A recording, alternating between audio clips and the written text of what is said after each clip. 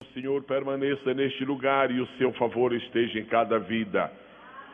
Senhor, viemos para adorar-te, viemos para ouvir-te, viemos para sermos tocados por ti, viemos para um grande reencontro contigo, viemos para aspirar o perfume da tua graça, a graça do teu nome, o nome da tua glória, a glória da tua excelência, a excelência da tua majestade, a majestade do teu amor, amor que nunca termina, amor eterno, amor que nos une a todos e faz de nós uma única e indivisível família. Eu te pediria, Senhor, neste primeiro momento, depois que nós temos ouvido já a tua palavra, temos te adorado, temos te louvado, eu queria te pedir que tu aceitasses assim, Senhor, generosamente, um lindo e demorado aplauso do teu povo.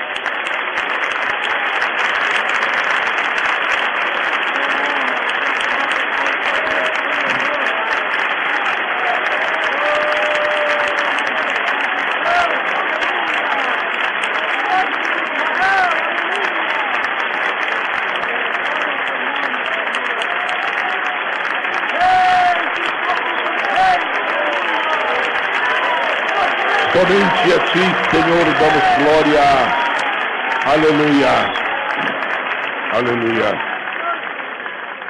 Cada centímetro quadrado deste ambiente está tomado pela presença do Todo-Poderoso.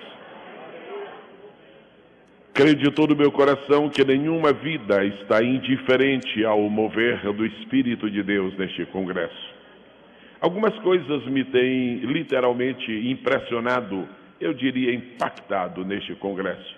Como eu disse ontem, apesar de ser o 12º, para mim é o primeiro que assisto, primeiro do qual participo, e eu continuo impactado por algumas coisas. Uma delas é o ambiente espiritual que permeia este congresso. Nós nos cansamos de estar em reuniões para ouvirmos falar de política eclesiástica. Isto cansa, isto abate, isto estressa. Nós nos cansamos de estar em reuniões das quais o menu é a vida de X, Y e às vezes de A e B. Quando nós nos reunimos e o único tema é a glória do Senhor, a presença de Deus, a palavra do Senhor, há uma dimensão nova e nós entendemos que o Espírito tem uma disposição incomum para trabalhar em cada coração. Mais uma vez, não tarde demais. Eu felicito o pastor Silas Malafaia pela criação deste congresso. O Senhor seja contigo, varão valente, varão valoroso, varão vitorioso. Eu acho que se houver alguma mudança tem que ser para ampliação. Prepara agora um congresso pentecostal sul-americano. Argentinos e chilenos, paraguaios e uruguaios precisam também deste impactar de Deus. Tão lindo. Eu já disse, talvez por uma dúzia de vezes, que muito obrigado, querido. Muito obrigado.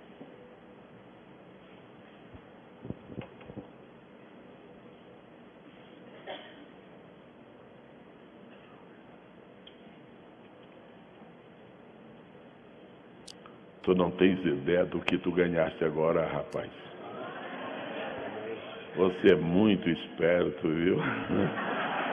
Você realmente é esperto. A Bíblia Sagrada diz que aquele que der o copo de água a um destes pequeninos, de maneira nenhuma perderá o seu galardão. E você trouxe geladinho.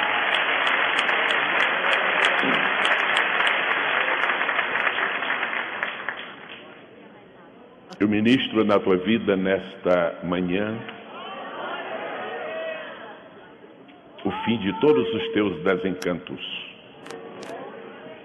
a anulação de todas as tuas eventuais tristezas. Os que convivem contigo mesmo de perto, conhecem o teu exterior, tua alegria, mas Deus conhece os teus conflitos. Eu ministro sobre eles agora, pedindo ao Senhor Jesus que te conceda o orvalho da vitória, o sabor do triunfo. Quanto àquela vida que tem sido objeto da tua inquietação, descansa no Senhor. Ele já assumiu o comando. Bênção do Senhor para a tua vida. Aleluia, aleluia, aleluia. O Senhor seja contigo.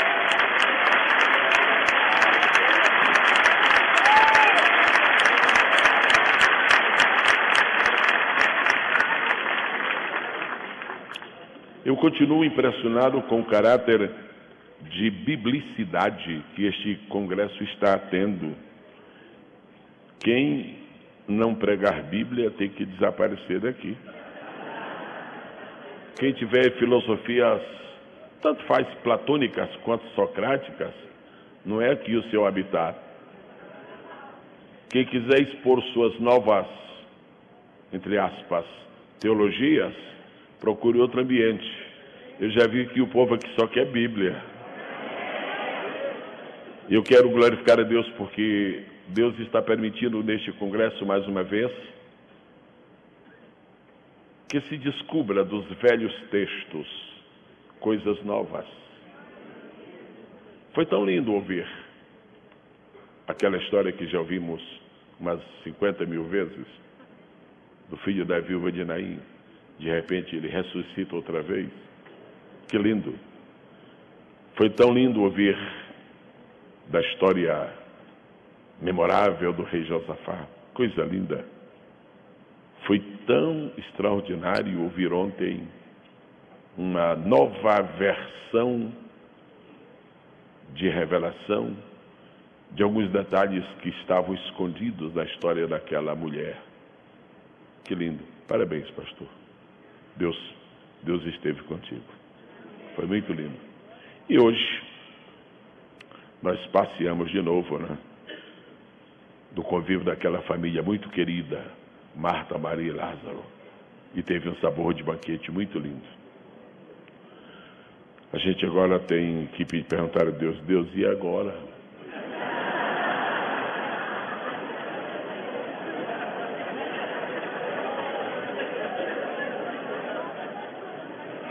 O que é que eu vim fazer aqui, Jesus? Essa juventude é cheia de vida, de entusiasmo.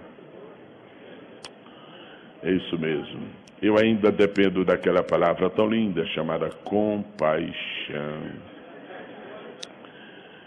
Inspirado, estimulado, para não dizer atiçado pelo pastor Silas, eu vou falar para os irmãos um minutinho sobre o meu material. Porque eu gosto de falar mesmo sobre o meu espiritual. Minha esposa que está aqui, deixa eu falar logo, eu tenho estado em dezenas, praticamente centenas de eventos deste país, e nos últimos anos ela não tem podido estar comigo, ela está hoje, ela disse, olha, eu senti de Águas de Lindóia, eu não sei se foi o nome que a atraiu, mas eu sei que ela andou pesquisando na internet e sentiu. Ela sentiu muito desejo de vir aqui, eu estou muito contente que ela está aqui. Ela é filha de um homem que teve um ministério muito lindo, conhecido de alguns aqui. E eu estou muito contente que ela está aqui comigo, graças a Deus. Eu quero aproveitar a oportunidade para convidar os senhores para as nossas bodas de ouro, que vão acontecer para o ano, no mês de dezembro, aqui próximo, em São José dos Campos, se Deus quiser. Muito bem. Estão todos convidados. Você já pensou? O que a gente vai ganhar, minha esposa, se esse povo todo for lá? A gente vai terminar comprando a nossa casa, viu?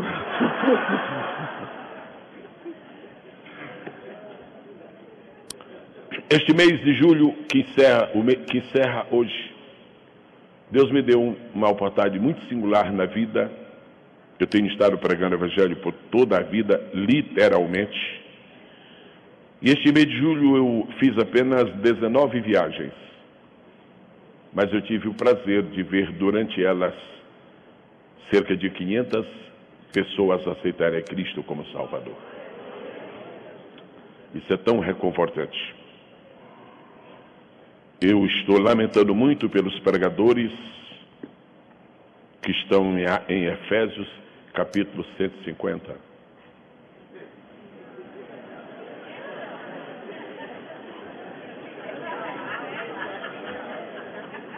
Efésios capítulo 4 diz que Deus deu 5 ministérios: apóstolos, profetas, evangelistas, pastores e doutores ou mestres. Mas no capítulo 150 dessa versão ultramoderna, existe outro ministério que nós reconhecemos que existe. Existe sim. O ministério de avivalista existe. Existe, é real, nós o conhecemos, temos ouvido. O único detalhezinho é que não é bíblico. Só isso. Mas, quanto mais, está tudo bem, tudo beleza, só isso. Não tem um fundamento assim, escriturístico. Só isso. Quanto mais é uma beleza. E o problema dos avivalistas é que eles gostam de ver o povo pular e saltar. E não é... Isso tem o seu lado maravilhoso, mas eles se esquecem de que os pecadores também precisam de se arrepender.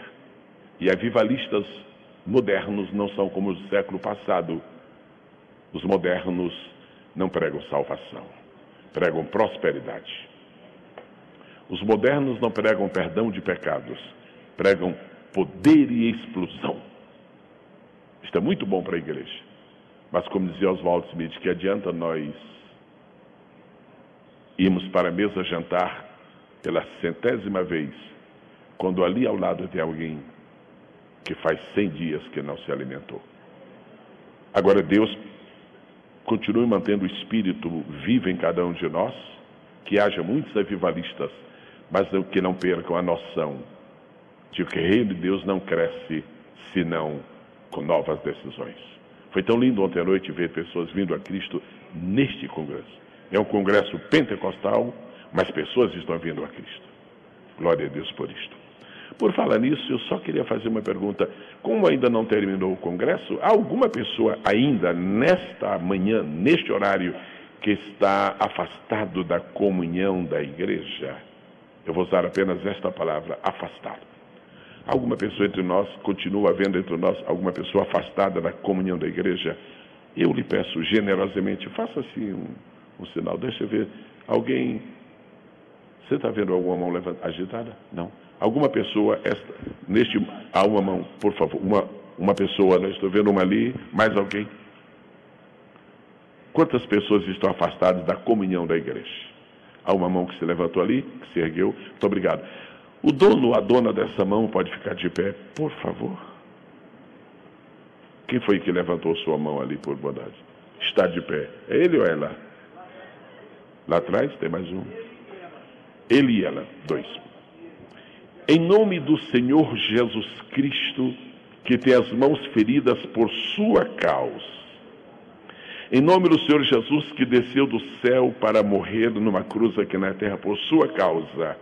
Eu convido você a vir aqui à frente agora para restabelecer a comunhão com Ele e receber de volta o seu carinho, a sua doçura e a bênção dos seus dons. Comece a vir aqui.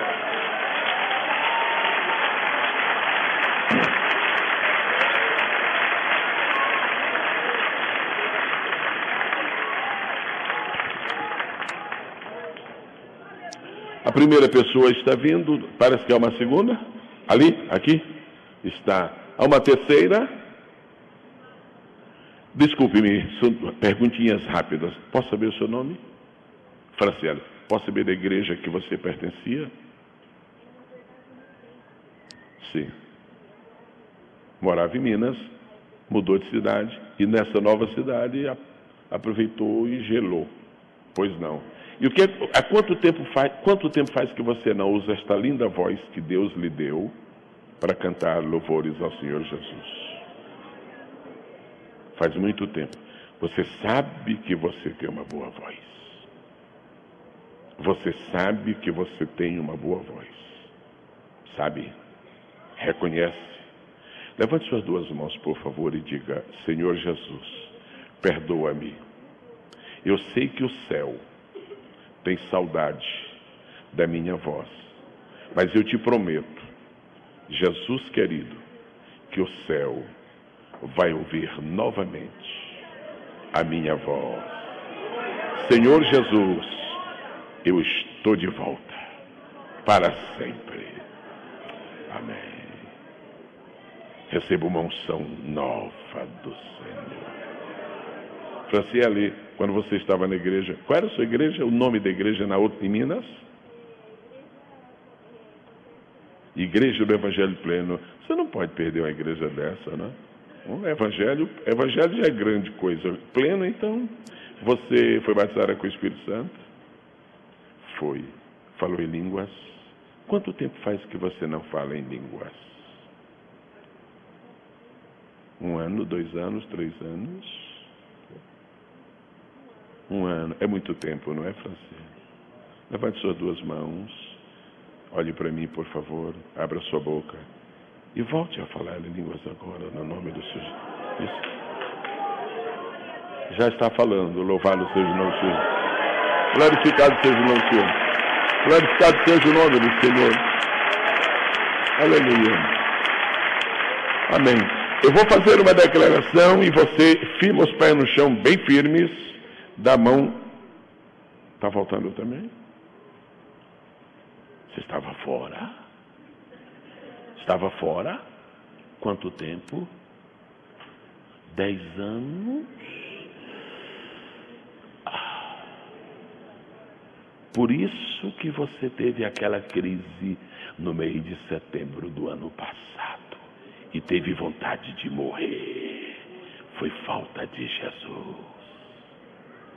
Esse é um congresso pentecostal. Posso saber o seu nome? Elizabeth. Todo espírito de morte que rondava a sua vida seja destruído por quem tem poder no céu e na terra. Jesus. Vamos orar, por favor. Jesus Cristo. Pastor Silas, quanto vale este momento?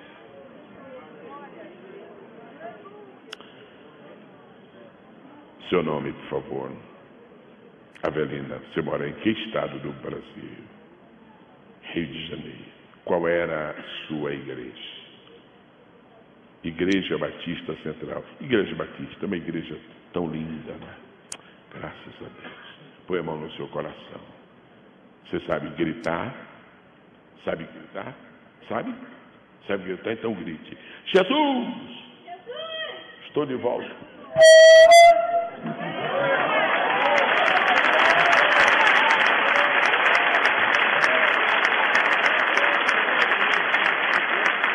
Eu peço a este respeitável e piedoso público que esteja de pé, por favor. Se eu tivesse tomado esses 10 minutos falando que você vai ficar rico, você estava de peito estufado, já sentindo o dólar na mão. Mas essas criaturas estariam fora.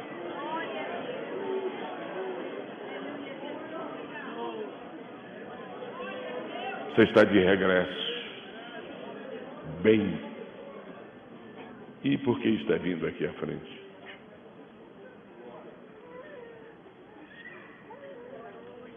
Precisa ter um encontro real, um encontro legítimo. Sua mãe é pastora na Argentina.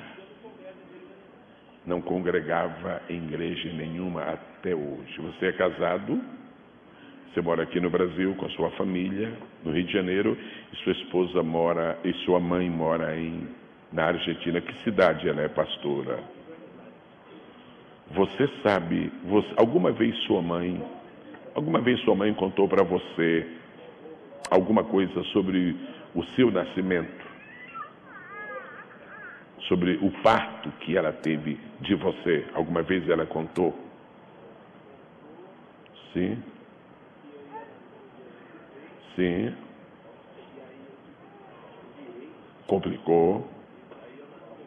Perfeito. Mas houve uma complicação. Ok. Sua mãe nunca disse que você é um filho da promessa? Já disse. Fica confirmado isto hoje publicamente. Se os demônios todos do inferno se voltarem contra você, eles não podem impedir você de ser um ministro. Agora, se você não quiser, você nunca será. Você vai querer ou não vai querer? Levante suas duas mãos, por favor. Diga: Senhor, vivi meu último dia sem igreja. Começo hoje minha verdadeira vida. E eu vou te esperar, Jesus, porque tu vais fazer de mim um ministro teu, poderoso, em nome de Jesus.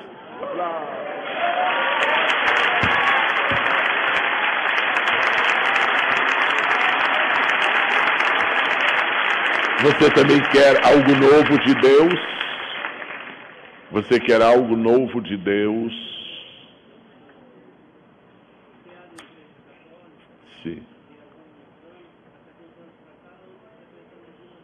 Eu fui criado, estou repetindo as palavras, eu fui criado em igreja católica e de alguns anos para cá tenho frequentado algumas igrejas, principalmente igrejas batistas. Continue. E estou em busca. Que bom, ouvindo os programas, gosto de ouvir o pastor Silas. Estava aqui ontem à noite, aquela história daquela mulher. E agora você veio à frente, porque chega de indecisão, não é verdade? Estenda sua mão esquerda, diga assim: amado Jesus, finalmente me encontro contigo.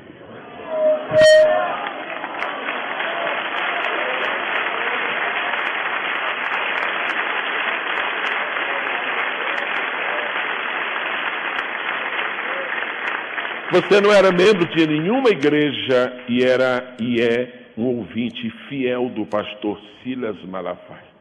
Você vai ter uma pequena surpresa agora e que vai produzir um impacto e uma lembrança permanente na sua vida. O pastor Silas Malafaia vai orar por você agora, pedindo que Jesus escreva seu nome no livro da vida. E o pastor Elcio, que pregou hoje tão lindamente sobre Lázaro, vai orar por você para que o encontro real aconteça agora. E o povo de Deus estende sua mão, por favor. Pai querido, glorificado seja o teu nome. Este é um momento ímpar. Nós te louvamos, exaltamos e glorificamos. Estas vidas que estão aqui recebam a plenitude de sua salvação, a certeza de vida eterna, e te sirvam, e te sirvam, e te sirvam. E te amem, e te amem, e te amem, Senhor. E que durante toda a sua vida possam ser enriquecidas pela tua bênção, pela tua companhia, pelo teu favor. Em nome e por amor de Jesus. Uma pessoa, duas pessoas, três pessoas, quatro pessoas. Então, 4 glórias a Deus vibrantes para chegarem na outra parte do universo. Uma vez. 2. 3. 4. Em nome do Pai, do Filho e do Espírito Santo, usando da autoridade do nome de Jesus, da palavra de Deus e do Espírito Santo, eu declaro que o diabo perdeu vocês para sempre. Pode ficar, irmãos queridos. Bom, agora eu acho que eu posso falar sobre este livro. 23 razões para ganhar almas. Porque eu não quero que você compre um livro que pareça uma teoria. Eu não quero que você caia no engano daquele moço, daquele casal que comprou um livro sobre como ser profundamente feliz no casamento. e o livro era de umas 500 páginas, eles leram, mas um dia resolveram encontrar-se com o autor do livro para uma pequenina dúvida, era pequena, não era tão grande não, e andaram muito até que finalmente encontraram e foram ao escritório do cidadão, mas eles não chegaram a completar a sua entrevista, porque antes de chegarem eles descobriram que o cidadão era solteiro. 23 razões para ser o ganhador de almas. Este livro está em alguma edição, não sei qual é, alguma. Depois da primeira, ok. Da segunda edição, alguns aí no estande vocês poderão adquirir. Avivamento é uma palavra muito importante. A única dificuldade com o avivamento é que existem os extremos. Eu escrevi este pequeno livro intitulado Uma Bênção Chamada Avivamento. Uma bênção chamada avivamento. Eu lhe prometo que é uma consideração moderada, é uma visão de centro, uma visão equilibrada de avivamento segundo a Bíblia. E este Calvário e Pentecoste é uma mensagem que preguei há uns 25 anos em São Luís do Maranhão, jamais tive condições de pregá-la outra vez, e que Deus tornou-a um instrumento para alcançar muitas vidas. E vou mencionar alguns temas de mensagens que tenho em DVD, porque ninguém adivinha, e a minha esposa diz que vai mudar o sistema, porque as minhas capas de vidro todas são iguais, eu não tenho nome de nenhuma mensagem. Muito bem. Há uma mensagem intitulada Abraão ou Ló, de que lado você está? Você só vai saber de que lado você está depois que ouvir a mensagem. Os 3 ícones de Deus, mensagem pregada em Camboriú o ano passado. Quem já viu ou ouviu essa mensagem, dê um sinalzinho assim. Muito obrigado. 3. Realmente o Ministério da Pirataria está forte. Os filhos de Issacar. Os filhos de Issacar é uma mensagem que pregamos nos Gideões de 2004. Os filhos de Issacar. Uma mensagem para sacudir um pouquinho a você. Os campeões de Deus. Se você não gosta de muito barulho, se você não gosta de muita agitação, se você é um pentecostal assim meio frigorificado, então não vê essa mensagem, porque você vai se escandalizar comigo e com o DVD. A mensagem daquelas quentes mesmo. Eu preguei essa mensagem em Boston, no dia que o Brasil ganhou o campeonato mundial, que eu não sei realmente, parece que foi do século passado. Naquela noite eu preguei uma mensagem sobre os campeões de Deus, e eu disse o seguinte: os verdadeiros campeões não estão lá, nem sei onde foi, não estão lá, estão dentro da casa de Deus. Uma outra mensagem é: teus escudos são de ouro ou bronze. Se você não quer ficar meu inimigo, então não compre este DVD, porque pode ser que você fique meu inimigo, porque é muito pesada essa mensagem. São pessoas que começaram sua vida com ouro e agora estão com bronze, só que passam um polimento tão bonito do bronze que de longe parece ouro. Agora, casa de Jessé. Por que foi que Samuel se enganou com o filho de Jessé e pensava que cada um seria o rei? Samuel não estava totalmente errado, não estava. É tanto que a Bíblia não censurou isso. E eu vou lhe explicar isto, no DVD. Agora, estendendo a linha de medir, o que é que Deus está medindo na nossa vida? Outra, tentação, como vencê-la? Os 7 nunca de Deus. Primeiramente, o título dessa mensagem era os 7 nuncas de Deus, mas aí uma professora de português chegou e disse que nunca é advérbio, não pode se flexionar. Então ela passou para 7 nunca de Deus. Muito bem. E a última é: quando Deus invade uma cadeia. É uma mensagem muito impressionante. Vocês, com toda a liberdade, passem lá no estande, e como eu não posso vender mais caro do que o pastor Silas vende na promoção do Central Gospel, nós nivelamos por baixo. E, finalmente, não é do meu estande, é da Central Gospel. Pela gentileza do pastor Silas, a Central Gospel editou este livro. O que é realmente este livro? Isto aqui é a soma, é o repositório de alguns anos de ministério. A gente anota uma curiosidade, um roteiro de sermão, uma informação bíblica, alguma coisa com cheiro de chave bíblica. E eu tinha 2 opções com este material: ou jogar no lixo ou transformar em livro. Como eu não achei nenhum lixo para jogá-lo, então, e encontrei alguém que pôde editá-lo, então resolvi aceitar o convite do pastor Silas e editamos. Eu agradeço a todos que adquiriram e espero que façam proveito. Talvez esta seja a única chave bíblica no mundo que você pode ler. Porque chave bíblica não se pode ler, né? Você só consulta.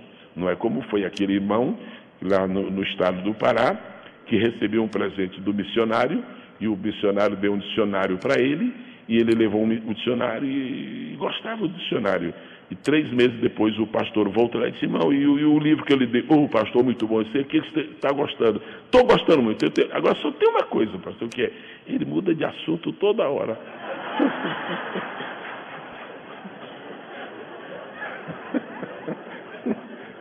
Você está de pé em nome de Jesus.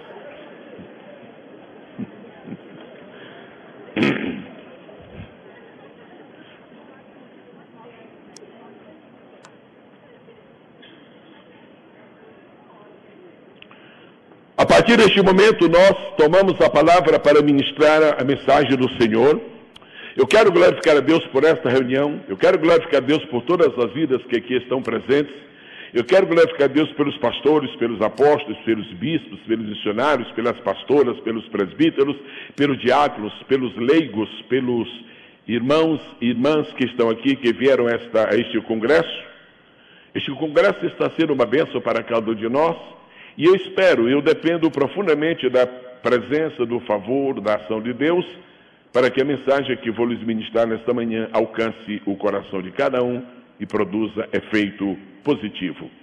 Eu estou com uma visão neste momento, é a visão de que aqui neste auditório estão centenas e centenas de pessoas que vão exercer um ministério neste país.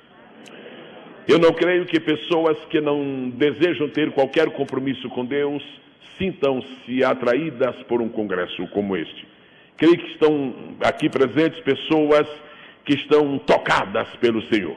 Creio que aqui estão presentes pessoas que, ainda que hoje se sintam quase inúteis na obra de Deus, elas sentem, elas pressentem e por isso elas consentem em que existe algum chamamento de Deus.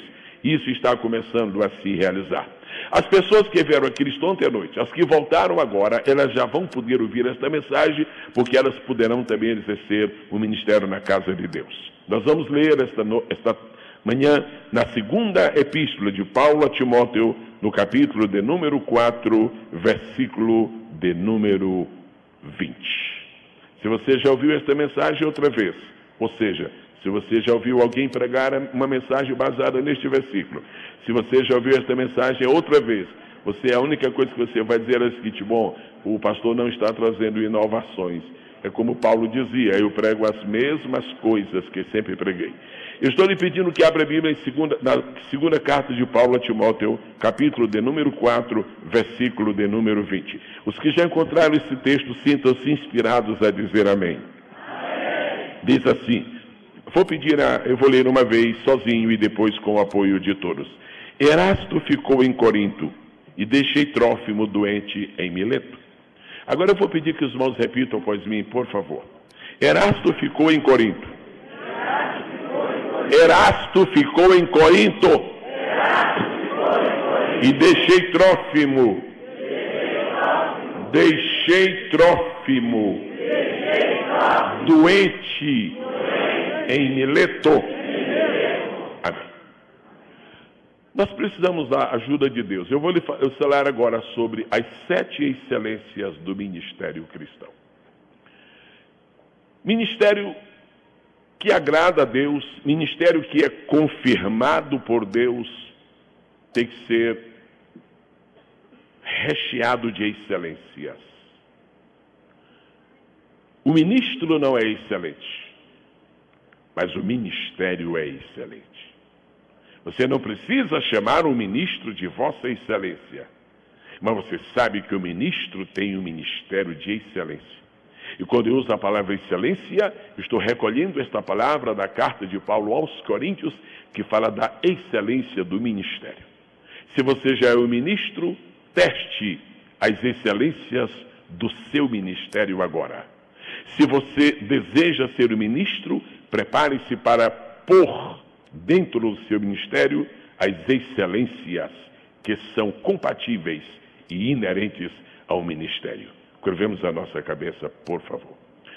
Senhor, nosso Deus e nosso Pai, nós te damos graças pelo teu amor, pelo teu carinho para conosco, pela maneira tão linda como tu nos diriges, nos orientas, por este congresso, pelo teu Filho que o organizou, por todos aqueles que com ele colaboram, de maneira que estamos vendo uma obra linda, preciosíssima, que se está realizando para ti, para a tua glória, para a expansão do teu reino.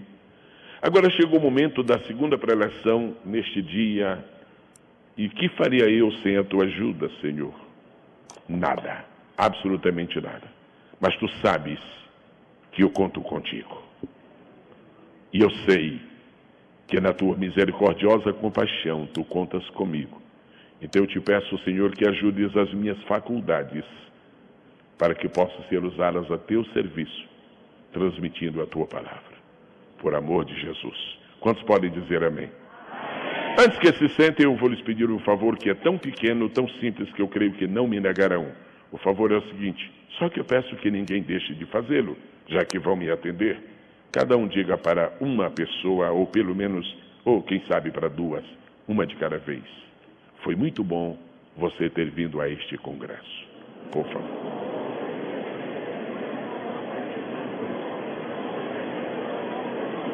Os que já falaram podem sentar-se em nome do Senhor Jesus.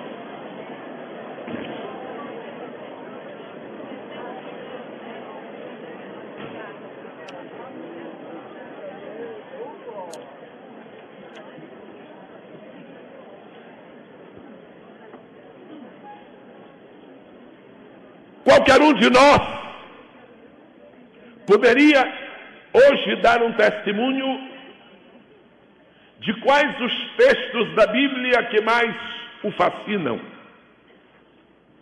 Qualquer um de nós poderia repartir com outras pessoas a sua experiência e dizer que determinado livro, ou capítulo, ou versículo da Bíblia chega a ser o seu texto favorito. A Bíblia é um livro extraordinário.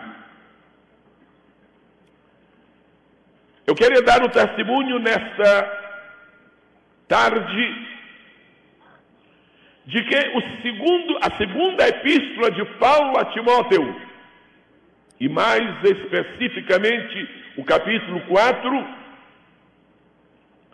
é como uma grande mina que ainda não foi devidamente explorada. Os pastores que estão aqui sentados neste congresso, neste auditório, aqueles que têm por poucos ou muitos anos ministrado a palavra de Deus, poderiam facilmente recordar quantas vezes pregaram ou ensinaram, baseando-se em 2 Timóteo, capítulo 4. Não chega a ser o nosso texto favorito, nem para evangelização, nem para doutrinação. Mas é um texto que precisa ser repensado. É um texto que precisa ser relido. O capítulo 4 da segunda epístola de Paulo a Timóteo é, sem dúvida alguma, o último texto escrito pelo maior de todos os apóstolos. Esquecer a figura e o ministério de Paulo seria perder de vista uma das maiores personalidades do mundo bíblico. As diferentes dimensões da vida de Paulo não são apenas cativantes, não são apenas emocionantes, são edificantes. Eu queria fazer, neste princípio de mensagem, uma observação de cunho universal, ou seja, para qualquer pessoa que me ouvir. Não é justo que se avalie um homem de Deus pelos primeiros anos de seu ministério. Segundo, não é justo que se avalie um homem de Deus pelo apogeu do seu ministério. Nem tudo na vida é apogeu. a verdadeira avaliação da vida e do ministério de um homem de Deus só pode ser feita quando se chega ao fim do ministério. Começar é uma coisa, subir e crescer é outra coisa. Agora, manter-se numa altitude de cruzeiro com as grandes aeronaves, este é que é o desafio. Experimentar 2 ou 3 ou 4 anos de fama e de celebridade, isto é uma coisa. Agora, manter o nível de popularidade, não estou falando de coisas popularescas, estou falando de popularidade legítima, de aceitação. Manter a reputação durante anos a fio, isto é difícil. Os obreiros precisam pensar em algumas coisas importantes. Nem tudo na vida é glória. Nem tudo na vida são flores. Nem tudo na vida são aplausos. Nem tudo na vida é popularidade. Agora eu falo no sentido mais usual. Nem tudo na vida é fascínio. Existem os momentos difíceis, cruéis, sinuosos, oblíquos. É um grande desafio ser um ministro cristão. E você vai ser. Por isso que Deus está lhe falando agora. A verdadeira dimensão do ministério de Paulo pode ser vista não apenas pela carta aos Romanos, na linda teologia da justificação pela fé, não apenas na carta aos Efésios, na linda teologia da igreja como cabeça, como corpo de Cristo, ou de Colossenses, que é exatamente o contrário, Cristo como cabeça da igreja. A verdadeira dimensão do ministério de Paulo, você pode ver na carta que ele escreveu a Timóteo, na segunda, e principalmente no capítulo de número 4, que eu espero que esteja aberta diante de você. Eu chamaria este capítulo de o testamento ministerial de Paulo. Jovens obreiros que me ouvem nesta tarde, uma coisa é ir a um lugar pela primeira vez e ter muito sucesso. Outra coisa é voltar a segunda vez e manter o mesmo sucesso. Qual é a vantagem de ir a um lugar e receber aplausos? E quando se vai ficar um comentário naquela cidade, este não volta mais aqui. Qual é a vantagem disso? O melhor não são novas portas que se abrem, não, amados. O melhor é a conservação das velhas portas que já se abriram para nós. Se nós não podemos regressar aonde fomos, se não podemos estar outra vez onde nós estivemos, e vamos sempre acreditando, não, é muito grande a República Federativa do Brasil, é muito grande, mas um dia essas portas novas também podem se fechar. Paulo era o homem que qualquer pessoa gostaria de tê-lo outras vezes, outras vezes, outras vezes, outras vezes. Paulo era o homem que você certamente gostaria que fosse o orador principal do Congresso Pentecostal brasileiro. Apesar de outras observações que não podem ser feitas aqui agora, que como orador, ele era um pouquinho difícil de ser suportado. Não era, na verdade, aquilo que se chama de um tribuno exponencial. Era um homem de muita lógica, de muito raciocínio, mas tinha uma voz que não ajudava, uma dicção complicada, era um pouco maçante. O Onésimo não aguentou e dormiu mesmo.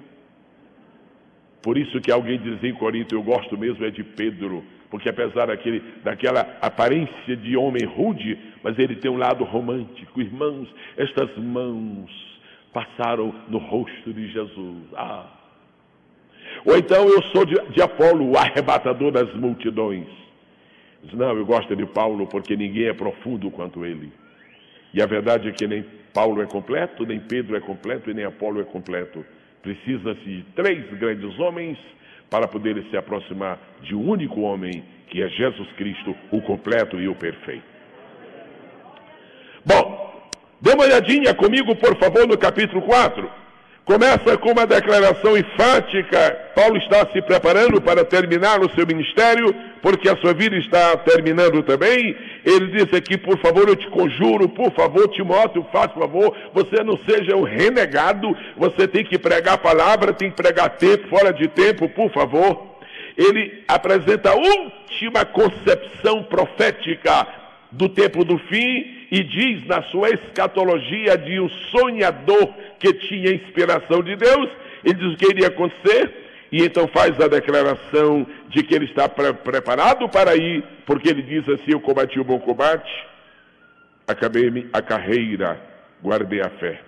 Fala sobre a coroa da justiça no versículo de número 8, no versículo de número 9, mostra a plenitude de sua humanidade, não era um super-homem, não era um infalível, não era um cidadão autoritário a ponto de não admitir que ninguém estivesse com ele, não era um sei fazer tudo, não era um posso fazer tudo, não era um deixa comigo, não era eu sozinho resolvo.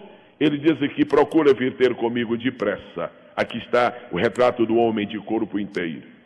No versículo de número 10, ele começa a fazer o histórico final, isto é seu testamento, e começa a dizer, o Demas me desamparou, o Crescente foi para a Galácia, e quando chega no capítulo 11 diz, só Lucas está comigo, e há muitas pessoas que ficam com vontade de aplaudir Lucas, porque achando que era o único amigo, na verdade ficou com ele porque era médico, e quando chega no versículo número 12, diz, também veio Tíquico a Éfeso, e cita uma porção de nomes, e você fica dizendo, para que estes nomes na Bíblia?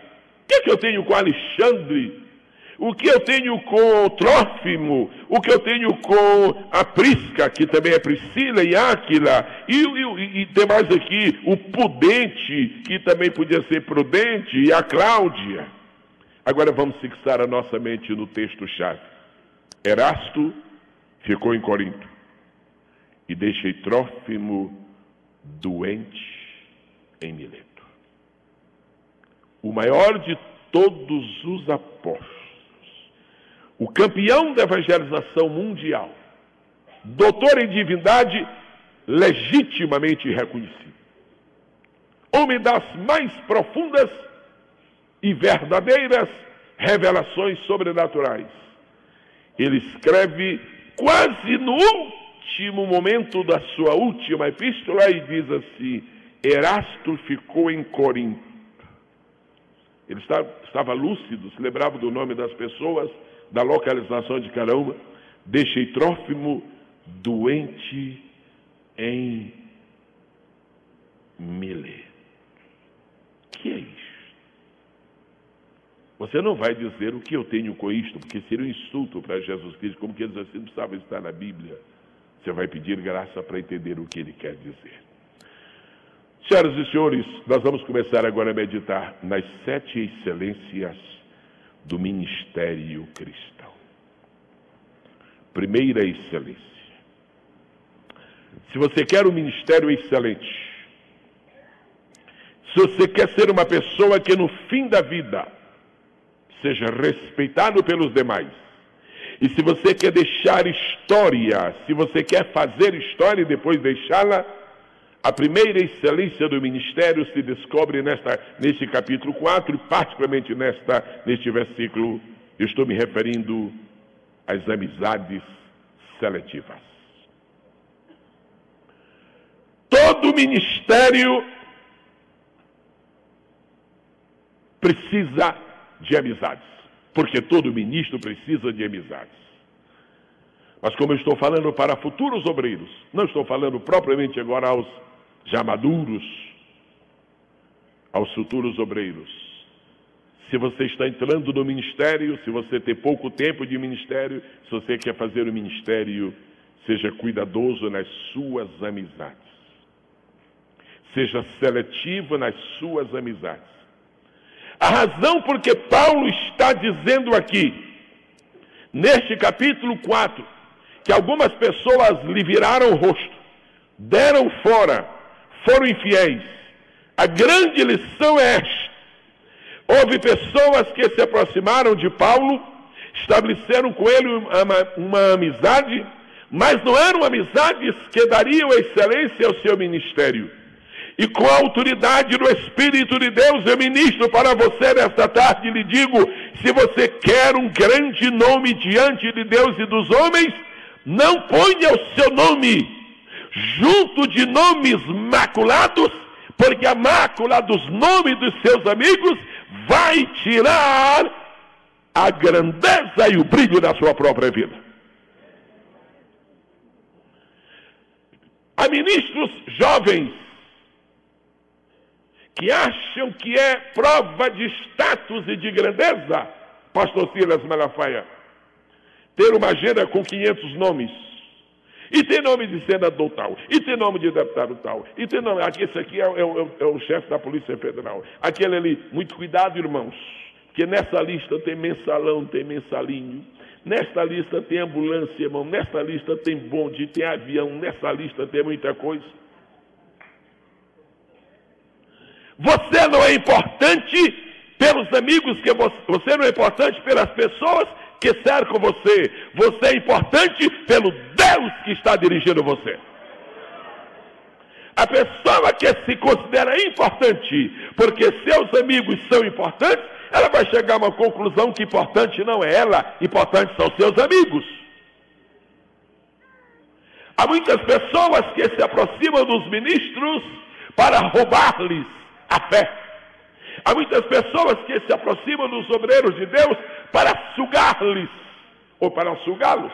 Há pessoas que se aproximam de homens de Deus a pretexto de fazer amizade. Olha, conte comigo, se precisar alguma coisa, mas são pessoas comprometidas.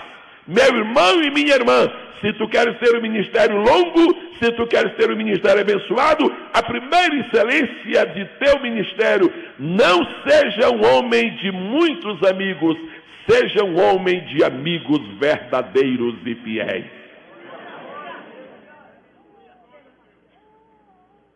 Quantos podem receber isto com amor e temor da presença de Deus? Onde estavam os amigos de Paulo? Onde estavam? Sumiram, desapareceram. O crescente, não, foi para dar o vaso. Mas escuta aí. Não tem ninguém, não. Tem aqui o Lucas. Não, mas eu tenho que aplicar umas injeções nele, eu tenho que eu vou fazer? Eu vou embora. Teus amigos.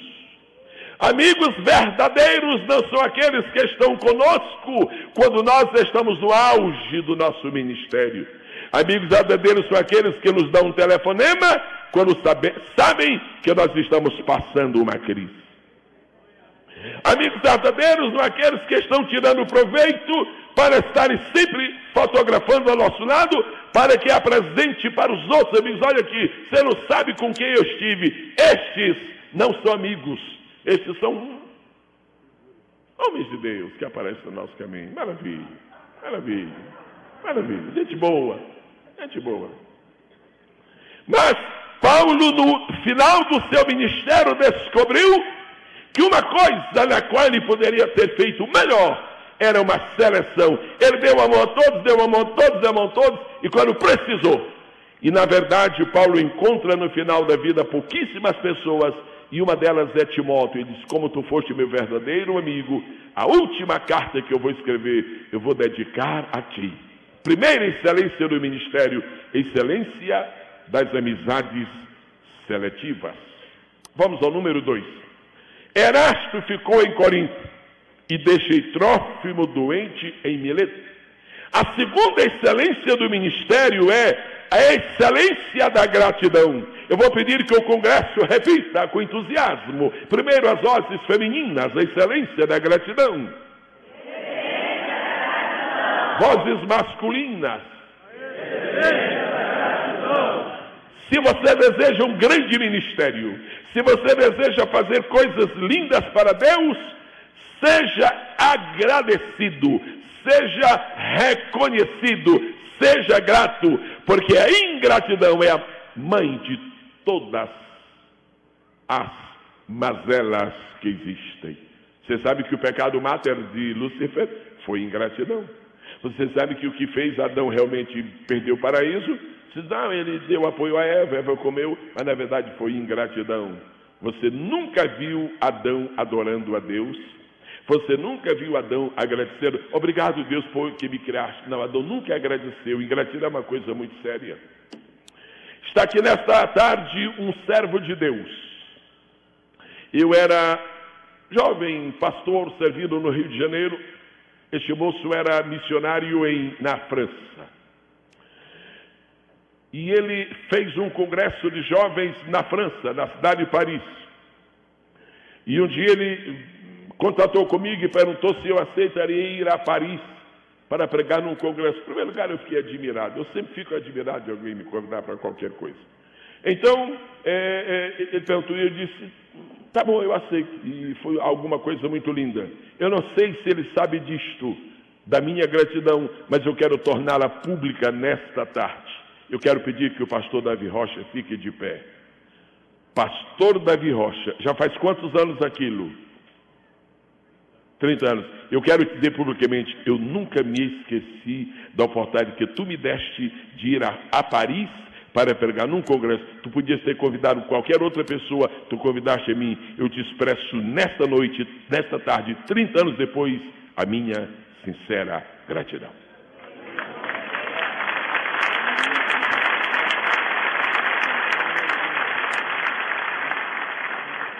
Eu vou pedir que fique de pé o pastor Rodolfo Beltemiller.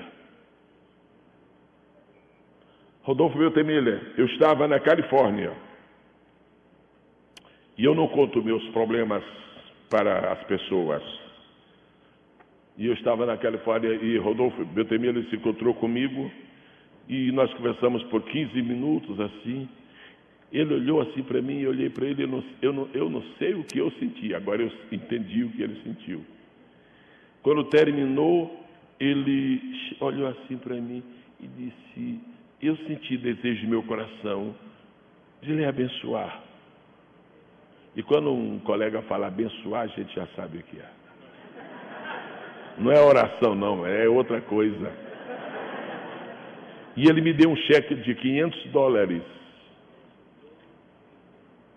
Naquele dia, Rodolfo, eu precisava daquele dinheiro.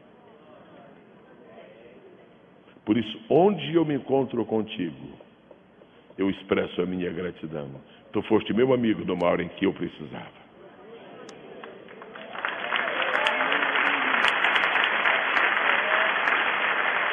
E ele não me deu porque estivesse sobrando. Ele me deu porque sentiu Deus. Ele foi um amigo que Deus usou. Há pessoas que ainda não conseguiram subir nem 7 degraus. Estão no terceiro, já não se lembram mais de ninguém. Isso é uma desgraça! Uma opção de pessoas soberbas, sem reconhecimento, sem gratidão. Eu vivi nos Estados Unidos por 15 anos. Primeiro 5, depois 3, depois 7. Só vê uma calculadora aí que dá 15. 5 mais 3, 8, 8 mais 7, 15. Eu vi pessoas chegarem com zero na sua carteira, absolutamente nada. E foram abençoadas, e conseguiram casa, e conseguiram carro, e conseguiram tudo. Anos depois, não muitos anos depois, aquele pastor que abençoou, aquele pastor que deu casa, e alguns até green card, quando terminou o pagamento, a gratidão foi dividir a igreja e fazer uma nova. Ministério tem que ter excelência. E a segunda excelência do ministério é a gratidão. Este não é o tipo da mensagem que você vai para um congresso esperando que vai ouvir. Mas Deus está acima dos nossos pensamentos. Vários irmãos me procuraram no Recife, dizendo, pastor, o pastor Silas falou no seu nome lá no programa. Eu disse, no meu nome? Meu Deus, o que teria acontecido? Falou no seu nome lá, falou. Eu estava esperando, pastor Silas, o momento apropriado que é este, para expressar minha gratidão. Enquanto milhares deste país, milhares, literalmente milhares, usaram metralhadores e canhões contra mim, tu foste uma televisão dizer coisas boas. Eu te expresso a minha gratidão nesta tarde.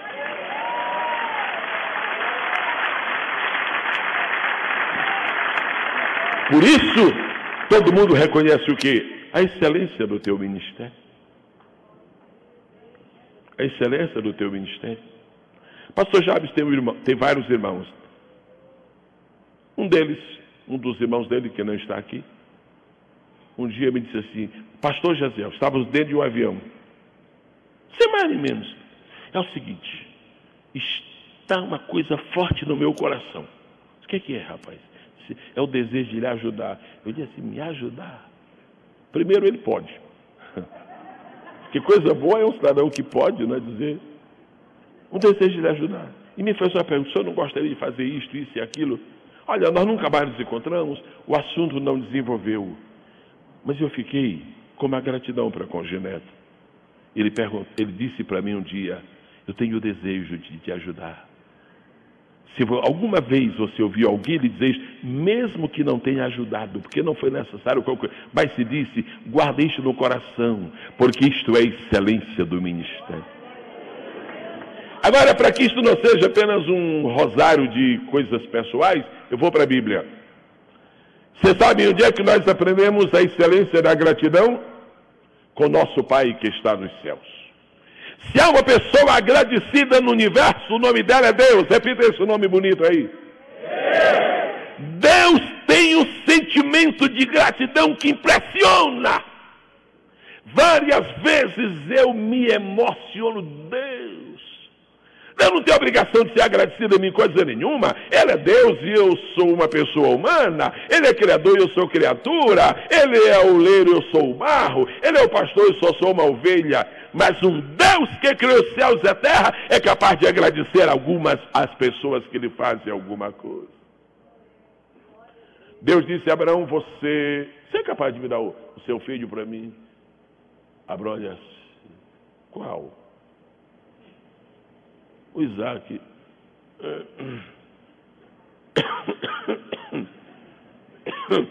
É para o senhor mesmo? É. Eu dou. E Deus está olhando Abraão: você me dá o filho? Não. Quando é que o senhor quer?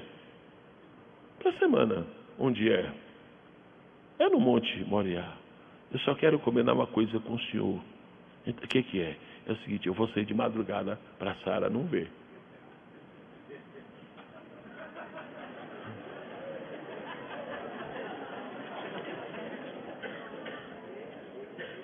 E Deus está sentado no seu trono de glória, e está vendo o homem com 2 jumentos albardados, com um filho, feixe de lenha, um cutelo, o fogo, os rapazes que com ele chega no pé do monte e diz assim: vocês fiquem aqui, porque eu vou com o jovem, nós vamos lá em cima, nós vamos adorar. Aí a fé que triunfa sobre tudo disse: nós voltaremos. Mas ele sabia que ele ia deixar o seu filho, e Deus está olhando.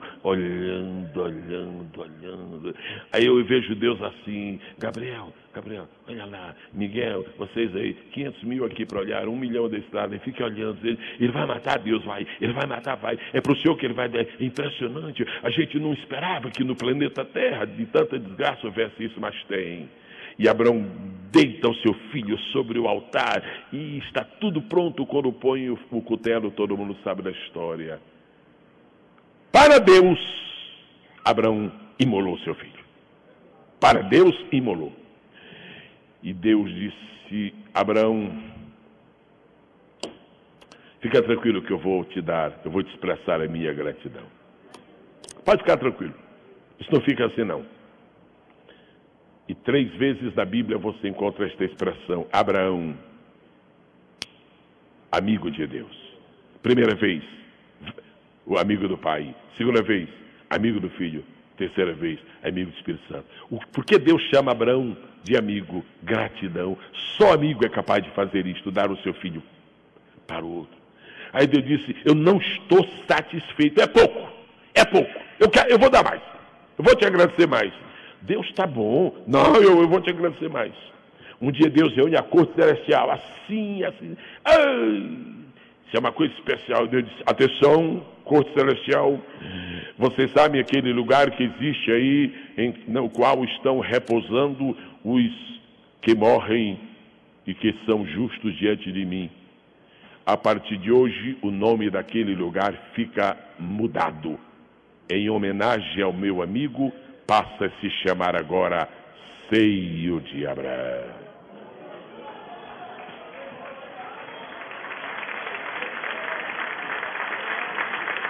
Colegas de ministério, nós precisamos ser mais gratos, precisamos nos amar mais profundamente, precisamos aprender a valorizar pequenos gestos que nos fazem, porque isto revela a excelência de nosso ministério. Quantos podem dizer amém? Amém.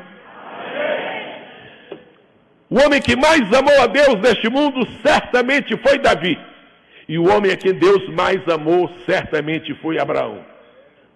Porque Abraão amou a Deus imitando o próprio Deus. E Davi amou a Deus de uma maneira única.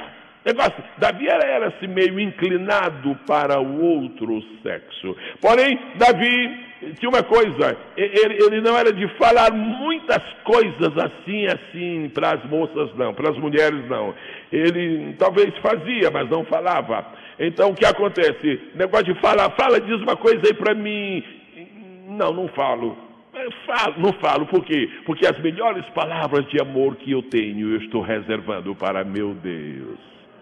Amo ao Senhor de todo o meu coração. Eu te amarei, Senhor. Coisa linda. E aqueles versículos aqui que a enciclopédia citou ontem aqui à noite, sobre Davi louvando ao Senhor. Glória a Deus.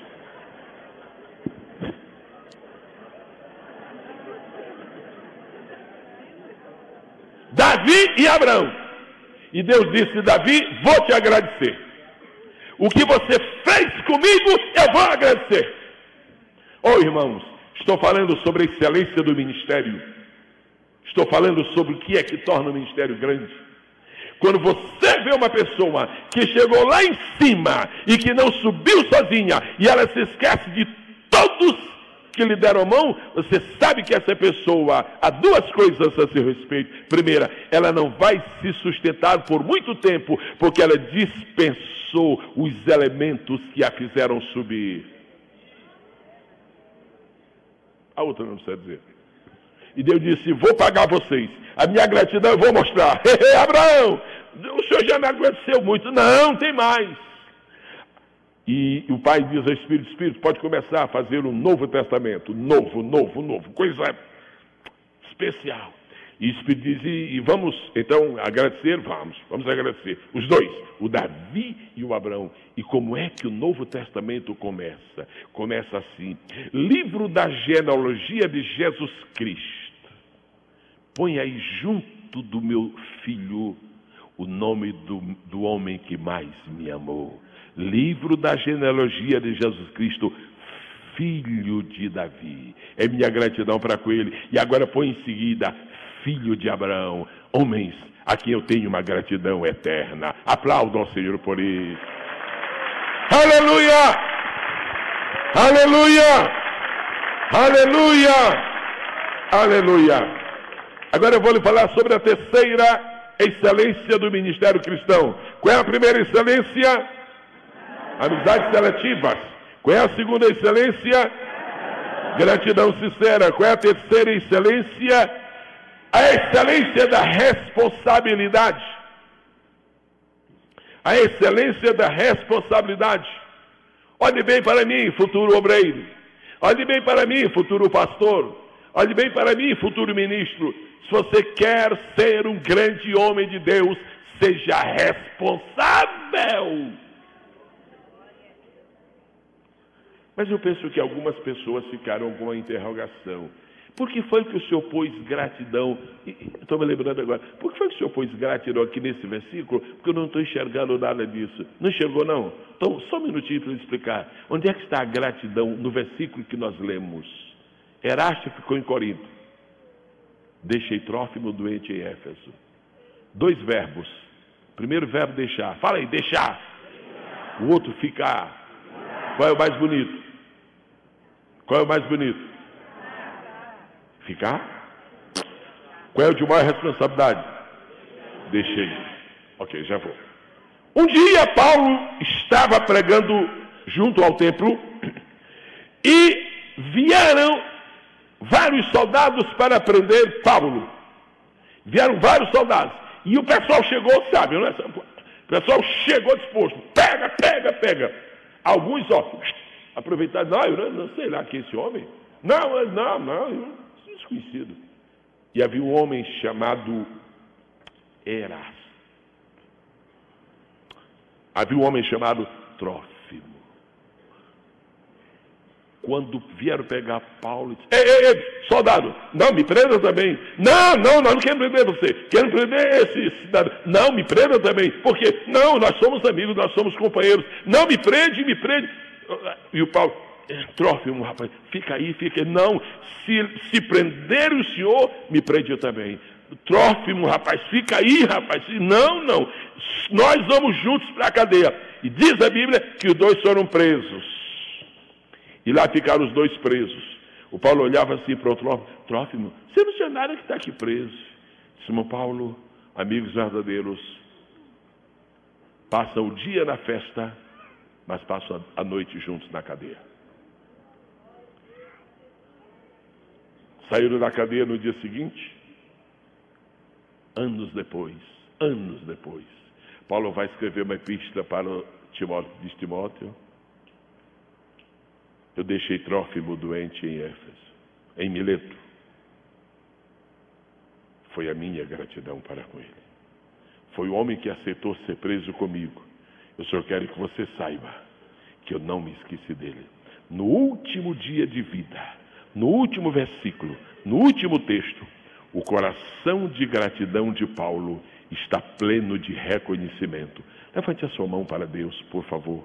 E se você quiser, peça a Deus isto que havia em Paulo: reconhecimento e gratidão.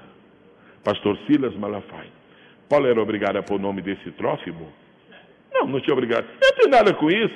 Passou um dia comigo na cadeia porque ele quis, eu não convidei. Não. Há pessoas que fazem coisas voluntárias na nossa vida, mas foram inspiradas pelo Espírito de Deus. Se você tem um Trófimo aí na sua vida, nunca se esqueça dele. E no momento próprio, põe o nome dele no seu diário e diga assim, olha, o Trófimo eu nunca esqueci. Mas agora nós temos a responsabilidade, nós temos a excelência da responsabilidade. Nós temos 3 verbos, ficar e deixar. Irmãos, existem 2 tipos de obreiros, e eu falo sobre isso rapidamente. Os que ficam e os que nós deixamos. Os que ficam são aqueles que vão pela conta deles. Fazem o que querem. Erasto, eu fiquei em Corinto, mas para quem mandou? Não, eu resolvi ficar. O que é que você vai fazer com Erasto, meu Deus? Se ele faz o que ele quer. Mas Paulo está dizendo que ele estava doente, ele estava enfermo, ele estava envelhecido, mas não estava irresponsável. Eu deixei o Trófimo doente, ou seja, eu assumi responsabilidade por ele e vou fazer isto. E quero que você, Timóteo, se lembre disso. Quem deixou lá fui eu sou responsável. Estou olhando para esse jovem pastor aqui, muito abençoado por Deus, teve de Deus a graça, o privilégio de estabelecer o ministério, está crescendo tremendamente no Brasil. Querido companheiro, guarda esta lição. Quem lidera o ministério tem que ter uma profunda responsabilidade com seus obreiros. Este é um drama que existe em alguns lugares por aí, em que o líder está no trono e os liderados, os companheiros estão por aí. Paulo é o grande apóstolo, Trófimo é quase um João ninguém, mas o sentido de responsabilidade produziu excelência no seu ministério. Quantos desejos de excelência para o seu ministério? Digo amém. Amém. Agora vamos para a quarta excelência do ministério. A quarta excelência do ministério. A excelência da humildade. A maneira mais fácil de destruir o ministério é através da soberba. da arrogância. Altivez de espírito precede a queda, assim como a soberba precede a ruína, está escrito no livro de Provérbios. Senhoras e senhores que me ouvem nesta tarde, não há nenhum ministério que seja excelente diante de Deus se ele não tiver, na verdade, a presença da humildade. Deixe-me por 1 ou 2 minutos recordar aqui uma coisa. Você pode dizer amém se você quiser. Paulo uma vez orou por um homem cego e Jesus curou. O que você pode dizer? Uma vez trouxeram lenços e aventais e pessoas relacionadas com esses lenços e aventais foram curados. O que é que você diz?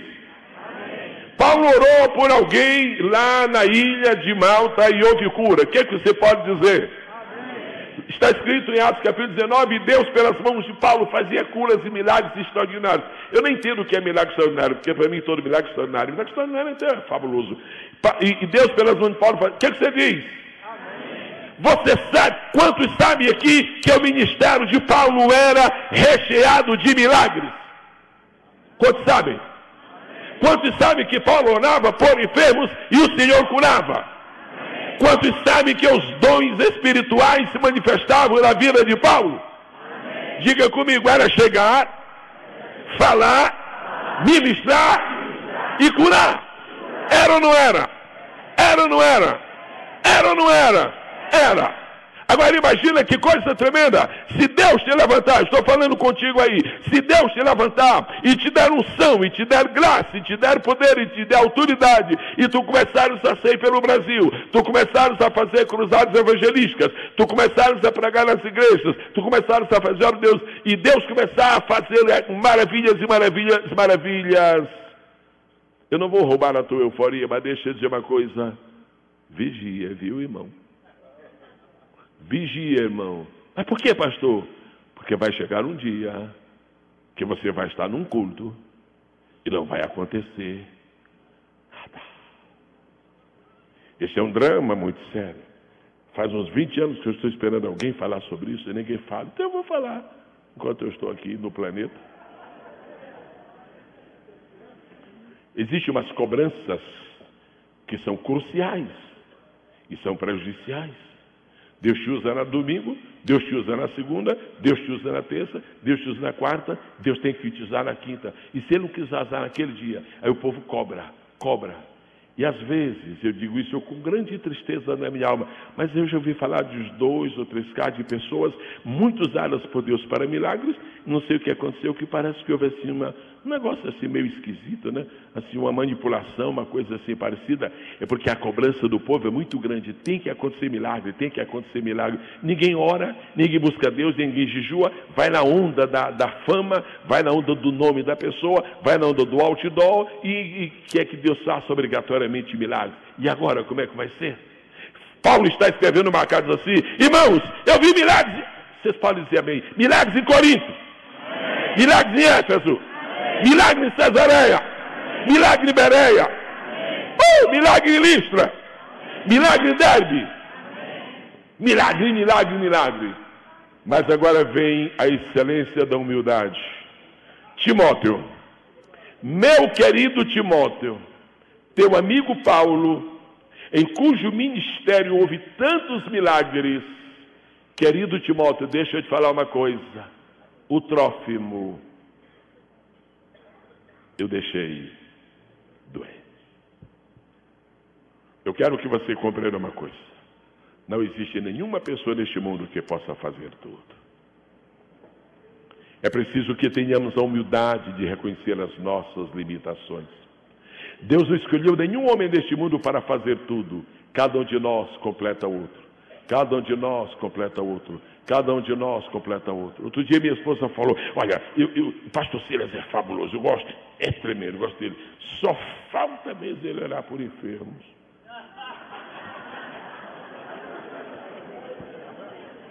Ele sabe o que acontece?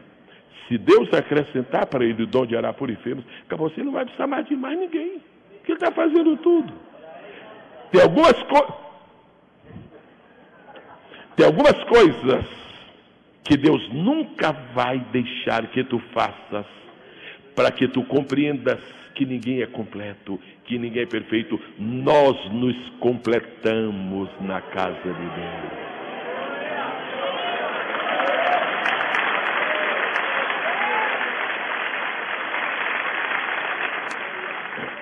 O mais extraordinário homem de Deus que eu conheci neste país, como ganhador de almas, chamava-se Bernard Johnson. Fabuloso ganhador de almas. Era uma graça, era um dom que Deus...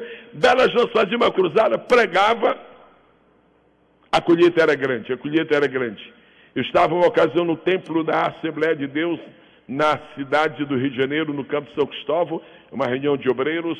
Bernard Johnson estava falando, e eu só vou falar isto hoje publicamente, porque lá ele falou publicamente, e ele contou uma experiência que teve. Ele disse: irmãos, eu estive fazendo uma cruzada no estádio Caio Martins, e foi uma bênção muito grande, e Jesus curou, e Jesus salvou muitas pessoas, mas eu tive uma experiência dramática, porque eu fiz 3 orações por enfermos, não fui curado. Se eu fiquei meio louco, porque como é que pode uma coisa dessa? E ele contou então que ele teve que ir para os pés do Senhor e buscar. No outro dia então Jesus fez. Não tenha jamais a pretensão de que você será um super-homem. Você será apenas um homem ou uma mulher usado nas mãos de Deus. Diga: eu não sou um super-homem. E não existe super-homem. E Jesus não era um super-homem. Jesus era Deus-homem, que não existe o super-homem. Paulo diz: eu deixei Trófimo doente em Éfeso, em Mileto. E nesta tarde nós vemos uma lápide que está aqui, na qual está escrita aqui uma homenagem a Paulo. Paulo, apóstolo, a excelência da humildade. Quantos podem, na verdade, glorificar o nome do Senhor? Agora, pessoas que sabem que Deus não lhes deu uma bênção e ficam insistindo, e fica forçando, não adianta. É melhor você procurar um companheiro e dizer: irmão, vem aqui e me ajuda. Por isso foi que o Senhor pôs Pedro junto de João, porque um completava o outro. Deus está te dando uma grande oportunidade para refletir sobre o teu ministério, porque nós vamos lançar fogo sobre o Brasil. Mas nós vamos lançar fogo sobre o Brasil com humildade. A humildade, ela é parenta, na verdade é irmã gêmea de uma outra excelência. São irmãs gêmeas, quase que você... Não são siamesas, mas são bem chegadas. A próxima excelência do ministério é a excelência da honestidade. Grita aí comigo, Congresso: excelência da honestidade. Olhe bem para mim agora. Você quer ter excelência no ministério? Sim ou não? Então seja honesto.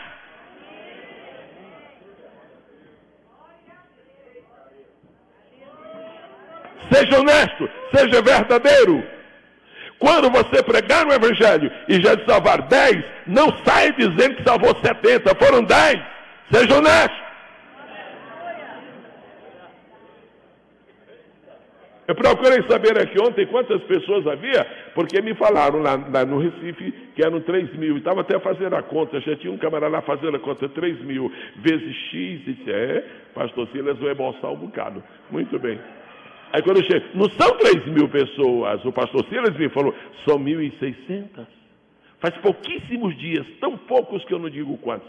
Eu estive num certo lugar por aí, disseram: o senhor vai conhecer um templo extraordinário, 3.500 pessoas. Mas um templo para 3.500 pessoas tem que ser, é o dobro disso aqui, irmãos, é o dobro disso aqui, e ainda um pouco mais, coisa imensa. Aí eu fui lá, quando eu chego lá, eu comecei a contar. 1.700 cabe muito bem.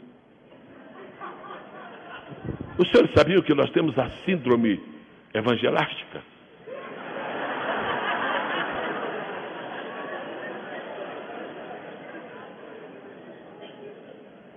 Quantas pessoas vieram a Cristo esta tarde? Quantas? 4. Por que eu vou dizer uma multidão? Multidão no Senhor. 4. Como multidão? Deus não está satisfeito com a desonestidade de alguns no meio do seu povo. Deus não está satisfeito com a desonestidade no meio de alguns do seu povo. E esta manhã nós vamos receber de Deus a graça da excelência da honestidade. O que é honestidade? A honestidade está aí nesse versículo. Deixa o Erasto, que Erasto já está mesmo, já ficou. Agora vamos com o Trófimo. Deixei, repetindo aí por favor, deixei Trófimo em Mileto. Está completo o versículo? Não. Como é que é o negócio? Deixei Trófimo doente. Não, mas fica feio para mim. Com que cara eu vou ficar? Como é que eu vou ficar, irmão? Disseram que... não, eu sou o apóstolo Paulo. Com que cara eu vou escrever como ficou doente? Você é o apóstolo Paulo, meu filho, você não é Jesus. A honestidade. Você conseguiu o milagre? Conseguiu. Não conseguiu? Eu não consegui. Acabou-se. Deus está à procura de pessoas transparentes. Deus está à procura de pessoas sinceras. Deus está à procura de pessoas honestas. Você sabe que o pregador zeloso, ele nunca disse que havia 120 pessoas no cenáculo. Porque a Bíblia não fala 120. A Bíblia fala em quase 120. Era tão apertado que não deu nem para contar direito. Eram quase 120. E a Bíblia faz diferença entre 120 e quase 120. Deus está dizendo para nós que o nosso ministério pode ter excelência. Agora, qual é o tipo de excelência que nós queremos? Primeira excelência, forte. Segunda excelência, forte. Terceira excelência, forte. Quarta excelência, forte. Qual é a excelência da honestidade? Não consegui. Fala comigo. Não consegui. É uma palavra tão difícil. Não consegui. Outro dia eu estava em um congresso, por aí, acho que foi em Santos, e estava ouvindo o pastor Silas Malafaia falar, e ele deu um testemunho, faliu quantas vezes? Quantas? E eu pensei que eram só 5. Faliu 6 vezes. Ele é obrigado a dar esse testemunho? Não, mas isso é uma inspiração para pessoas que acham que tem que triunfar todas as vezes. Alguma vez você pode fracassar, só quem não fracassa é o Criador dos céus e da terra. Agora Deus tira do nosso fracasso as lições para o nosso sucesso. Quem diz amém? Amém. Faltam somente 2 excelências. Eu penso que a melhor de todas é a última, não é? Mas eu queria pôr a última depois da penúltima. Então vamos agora para a 6ª.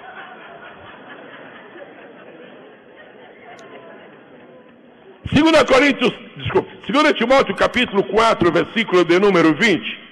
Todo mundo falando comigo, deixei. Trófimo.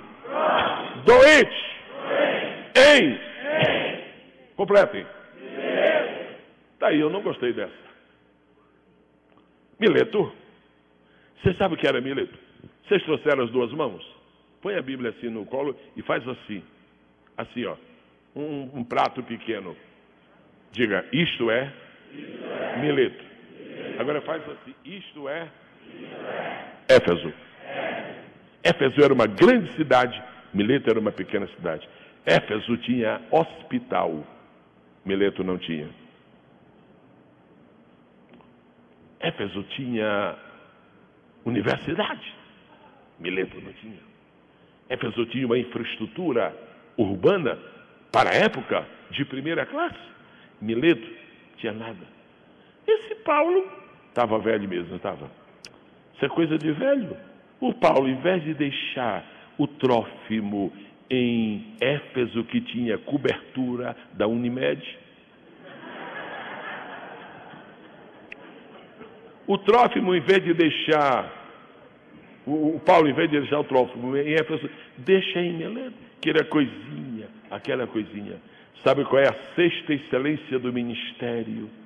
A excelência do discernimento espiritual. Oh, irmãos! Oh, aleluia! Líderes, vocês vão ser grandes líderes daqui a pouco. Estou falando os que não são. Vocês vão ser grandes líderes nos próximos dias, nos próximos anos. Procurem ter a excelência do discernimento espiritual quando vocês forem tomar decisões. Às vezes nós tomamos decisões que as pessoas não aceitam. É absurdo, você perdeu a cabeça. Quando o homem é dirigido por Deus, ele merece respeito e consideração. Quantos dizem amém? Amém. A primeira opção de Paulo era deixar Trófimo em... Olha para cá. A primeira opção de Paulo era deixar Trófimo em... Mas ele deixou em... E daí? Daí é que o discernimento espiritual.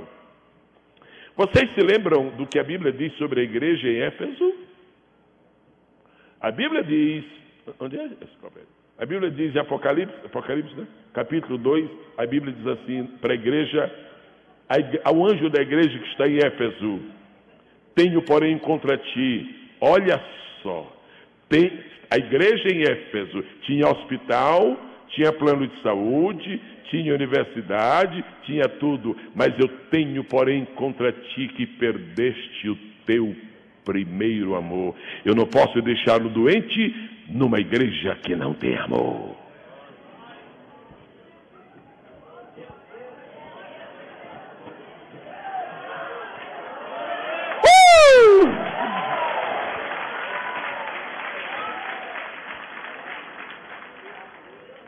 Me mostra o tamanho da cidade de Éfeso, por favor, aí. Nessa carta geográfica manual. Éfeso.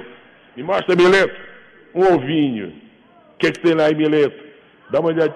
Não procurem na Bíblia, não. Mas só recorda. Um dos últimos lugares onde Paulo esteve foi em Mileto. Sabe o que foi que fizeram em Mileto? Uma despedida para Paulo. E diz a Bíblia que abraçavam e choravam.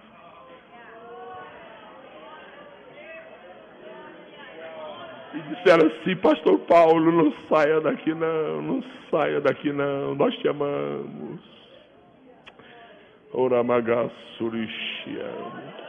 Agora, para mim, o mais importante aqui não são os hospitais de Éfeso. O mais importante para mim aqui é o discernimento de Paulo.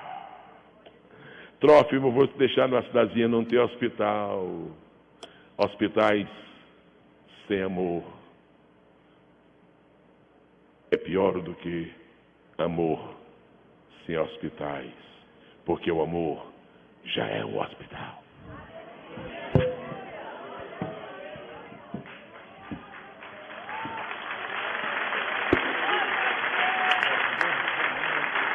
E Paulo está se despedindo da terra, está se despedindo do planeta e está deixando uma mensagem para os futuros ministros. Ele está falando para Timóteo: Timóteo, aprende comigo, Timóteo. Cuidado com tuas amizades. Timóteo, aprende comigo, seja agradecido. Timóteo, aprende comigo, seja responsável. Timóteo, aprende comigo, seja humilde. Timóteo, aprende comigo, seja honesto. Timóteo, aprende comigo, procura ter discernimento espiritual.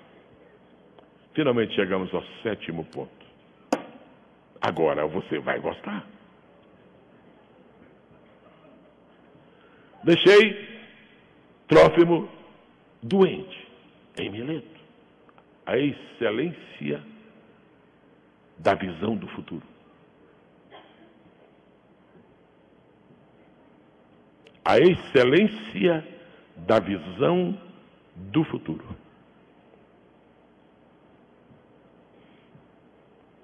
Mais 2 versículos. E Paulo não escreve mais nada. Então isto aqui tem que ser examinado com seriedade. Porque é o antepenúltimo texto escrito pelo apóstolo. Isso não podia estar aqui por acaso.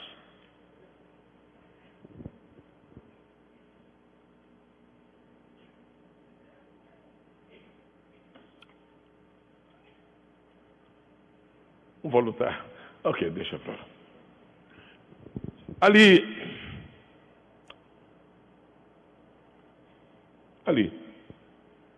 é a porta do templo chamada Formosa. Ali. Ok? Ali. Quem é que está lá? Um coxo. O coxo da porta Formosa. Está ali. Então vem Jesus. No primeiro ano de ministério, vem Jesus com o discípulo.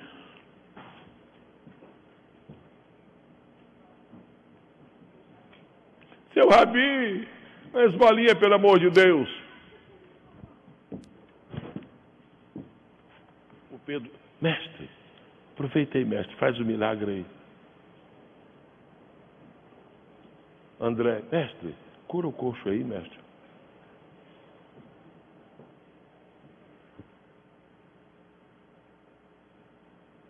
Esquisito.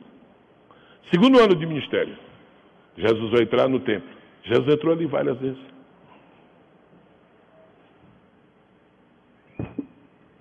Seu Rabi, o senhor está passando aqui de novo, seu Rabi, uma esmolinha, seu Rabi. Tiago, mestre, aproveita, mestre, o senhor faz tanto milagre, o senhor já curou tanto, cura isso aí. O Felipe, mestre, por favor, mestre, dá uma mãozinha para ele aí. Vocês têm dinheiro aí, pode dar. Não, ele quer cura.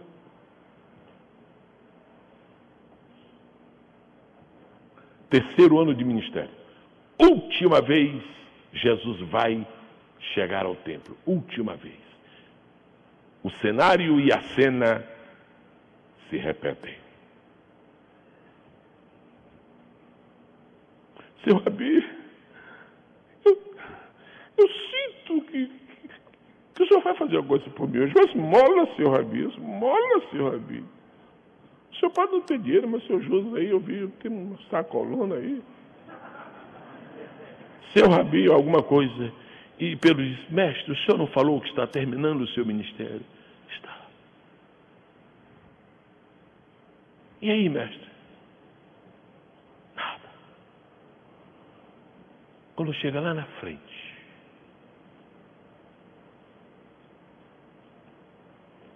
estão só eles. Pedrão, na linguagem do pastor Silas, né? Pedrão. Mestre, o senhor não leva a mal, não. Nós estamos decepcionados. Comigo? Não. Quer dizer, com as circunstâncias. No primeiro ano o senhor passou e o senhor não fez nada por aquele coxo. No segundo ano o senhor passou, o senhor não fez nada pelo coxo. Mestre, o senhor está dizendo para nós que essa é a última vez que o senhor vai para... Por que foi mesmo que o senhor não quis curar esse coxo?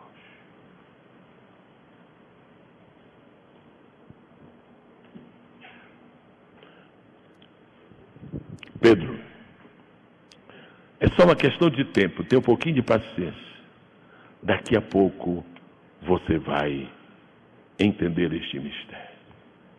Jesus morre, ressuscita, passa 40 dias, sobe aos céus, os discípulos vão para o cenáculo, recebem o Pentecoste, o poder chega, Pedro e João vão ao templo para orar.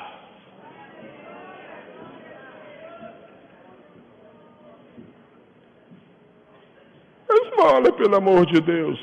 Não tem hoje. Deus te favoreça. Quando vai andando o Espírito diz, Pedro, tu perguntaste ao mestre por que ele não curou este homem. Ele nunca me disse. Ele deixou para ti esta oportunidade.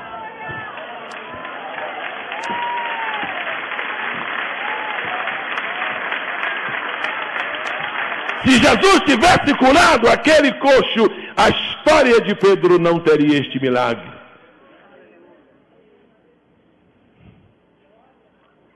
Timóteo, eu estou terminando a minha vida, estou terminando o meu ministério, estou terminando a minha epístola, é a última. Faltam 2 versículos só. Eu vou te deixar a excelência de uma visão do futuro. Eu deixei Trófimo doente em Mileto. Dá um pulinho lá, porque ele será curado pelo teu ministério.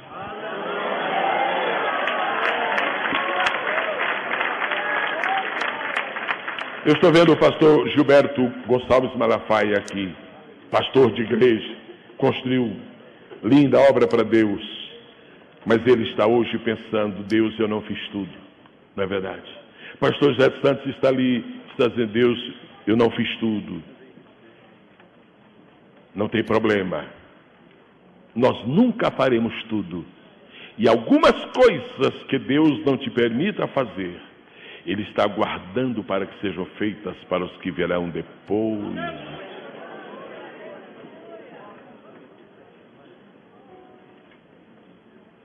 Eu quero orar por alguma pessoa. Pode ser uma, pode ser duas ou pode ser 5. Fico satisfeito. Se for menos 5, eu fico frustrado.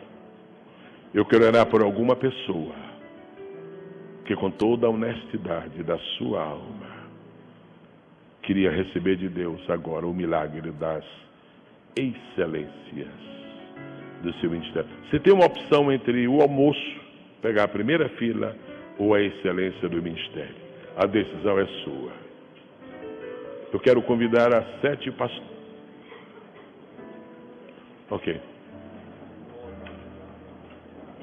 Pastor Silas, Deus está me convencendo de que grandes lideranças estão sendo formadas aqui. Onde é que está o pastor Jorge Linhares?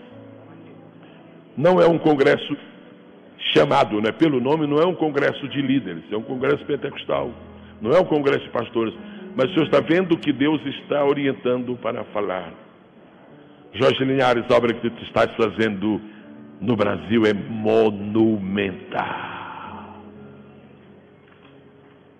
Mesmo assim, não farás tu. E as coisas que não puderes fazer, nunca deixe o diabo te tirar o entusiasmo e a alegria. É porque Timóteo vem aí. Timóteo vem aí. Em nome do Senhor Jesus Cristo, cada pessoa que está aqui agora, dentro da consciência do que tem ouvido da parte do Senhor, comece a compreender a grandeza do seu ministério. Não se mede pelo visual do seu ministério. A grandeza de um ministério não se mede pela conta bancária do ministro. A grandeza de um ministério não se mede pelo condomínio onde o ministro vive. A grandeza de um ministério não se vive pelo brilho do verniz de um sapato novo. A grandeza de um ministério não se mede pela repercussão que ele tem na mídia. A grandeza de um ministério não se mede por padrões humanos. A grandeza de um ministério se mede pela excelência de Deus nesse ministério. Recebam de Deus agora, diretamente do céu, diretamente do trono da graça, a excelência do ministério.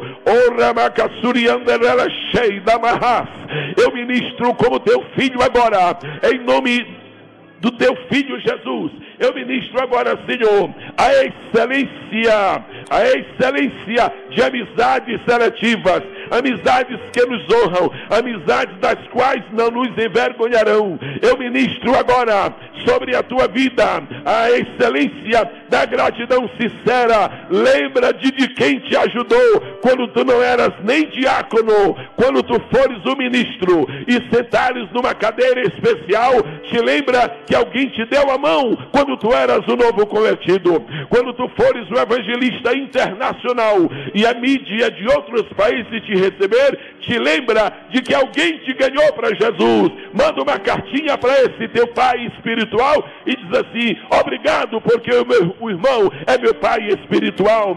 Obrigado pela influência que causou na minha vida. Quando você for uma mulher de poder, quando você for uma pastora e tiver com um grande rebanho uma obra, lembre-se daquela irmãzinha já idosa que orava por você noite e dia. Manda um lembretezinho para ela, um memorando para dizer assim: obrigado, as tuas orações me fizeram subir, as tuas orações me fizeram crescer. Está descendo sobre o povo neste congresso um manjar de Deus, uma coroa de excelências. Eu ministro sobre a tua vida a excelência da humildade, a excelência da honestidade, a excelência do discernimento espiritual e a excelência do visão no futuro. Irmão, faz tudo o que tu puderes, mas faça somente o que puder, e o que não puder, Timóteo vem aí, Timóteo vem aí, Timóteo vem aí, Timóteo vem aí.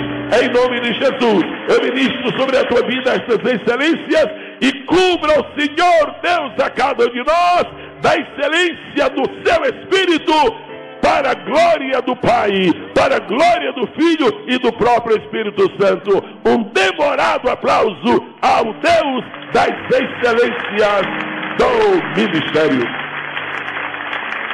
Aleluia.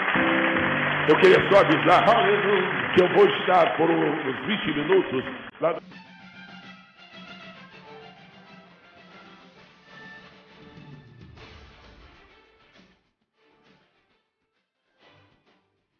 Nós temos a única mensagem que pode mudar a história de um homem, de uma família e de uma nação.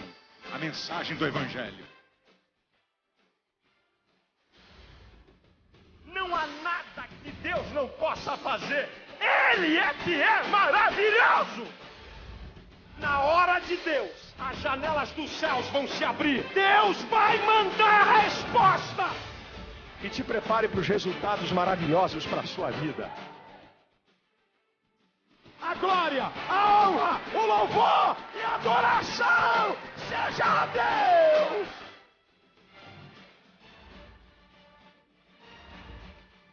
Comemore cada vitória da tua vida.